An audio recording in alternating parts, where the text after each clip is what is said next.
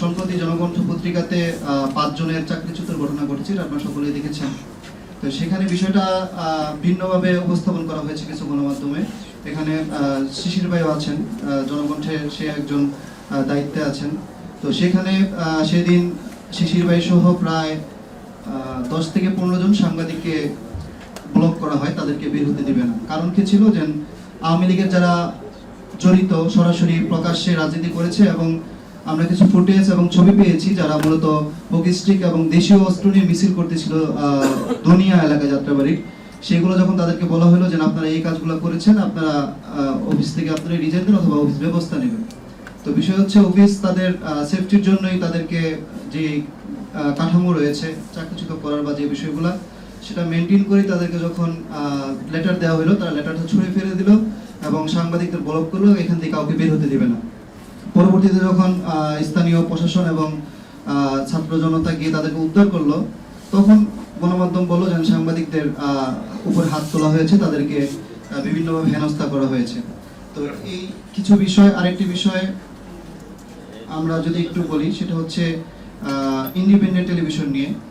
Independent টেলিভিশনে 5 আগস্টের আগে একটি ডকুমেন্টারি হয়েছিল, যেখানে সেটা আবার ইংলিশে অনুবাদ করে তারা। এটা তারা বাংলা গণমাধ্যম হলেও তারা ইংরেজিতে তৈরি করে। সেখানে তারা বলতেছিল যে ছাত্র জনতার এই আন্দোলনকে ব্যবহার করে জামাত শিবির তারা হচ্ছে গিয়ে এই কাজ, সন্ত্রাসী কর্মকাণ্ডগুলো চালাচ্ছে। তো সেটা অনুবাদ করেন হচ্ছে ইন্ডিপেন্ডেন্ট টিভির যে সিইও আছে তার ওয়াইফ, এবং সেই ফুটেজটা তারা 5 তারিখের পরে সরিয়ে নেয়। তো গতকাল যে বিষয়টি হয়েছে, আমরা আপনারা সকলেই জানেন যে ইনকিলাব মঞ্চের হাদি ভাইকে নিয়ে বা ইনকিলাব মঞ্চকে নিয়ে এবং একটি ছাত্র সংগঠন ইসলামী ছাত্র শিবির তাদেরকে জড়িয়ে একটি সংবাদ প্রকাশ হয় যে বগুড়াতে উদীচীর একটি অনুষ্ঠানে জাতীয় সঙ্গীত পরিবেশন হচ্ছিল, সেখানে তারা হামলা চালিয়েছে। তো বিষয়টা আসলে কি ছিল? বিষয়টা আমাদের উপদেষ্টা পরিষদ যে সিদ্ধান্ত নিয়েছে আওয়ামী লীগ ব্যান করার বিষয়ে, তাদের যে সহযোগী প্রতিষ্ঠান আছে এবং যারা আওয়ামী লীগের সাপোর্ট করে বা এখনো তারা তাদের যে বয়ানগুলো জারি রেখেছে সেগুলো যেন ব্লক করা হয়, তারাও যেন সেই অপরাধী হয়। আপনারা সকলে জানেন যে উদীচী কি এবং তারা কি করে। আওয়ামী লীগের যে কালচারাল উইংটা ছিল, উদীচী সবচেয়ে বেশি বড় ভূমিকা তারা পালন করেছে। আজকে উদীচী বিভিন্ন জায়গায় জাতীয় সঙ্গীত পরিবেশন করবে, তারা করুক, সেটা জাতীয় সঙ্গীত কোনো ইস্যু না।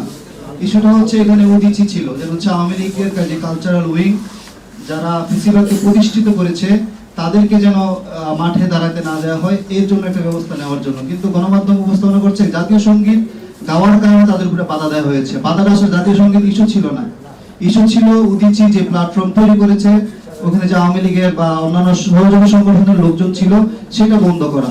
এবং সেটা না করে আপনি বলতেছেন জাতীয় সঙ্গীত গাওয়ায় বাধা দিয়ে তারা এটা করেছে। এটা তো আসলে কোনোভাবেই মানে কাম্য নয়। আরেকটি বিষয় হচ্ছে, যখন কাউকে গ্রেফতার করা হচ্ছে, আমরা সকলেই দেখছেন যে কিছু অভিনেতা বা কিছু ব্যক্তিদেরকে গ্রেফতার করা হচ্ছে বিভিন্ন মামলাতে। তো যেটা হচ্ছে আর কি, আমরা ওই তার পেশাজীবীর পরিচয় দিচ্ছি, যে হচ্ছে সে শিল্পী বা অভিনেতা, তাকে গ্রেফতার করা হয়েছে, সে ব্যবসায়ী, তাকে গ্রেফতার করা হয়েছে, সে ধর্মীয় নেতা, তাকে গ্রেফতার করা হয়েছে। আসলে তার পিছনে যে তার আরেকটা পরিচয় ছিল, সে আওয়ামী লীগের একটা পদধারী নেতা, সে আওয়ামী লীগের এমপি ছিল, সে আওয়ামী লীগের নমিনেশন কিনেছিল, সে আওয়ামী লীগের পক্ষে কথা বলেছিল, আওয়ামী লীগের জন্য স্ট্যান্ড হয়েছিল, সেটা আমরা আসলে গোপন করে রাখছি মিডিয়াতে। আমরা সম্মিলিতভাবে বাংলাদেশকে ফেসিবাদ মুক্ত করার জন্য কাজ করে যাব।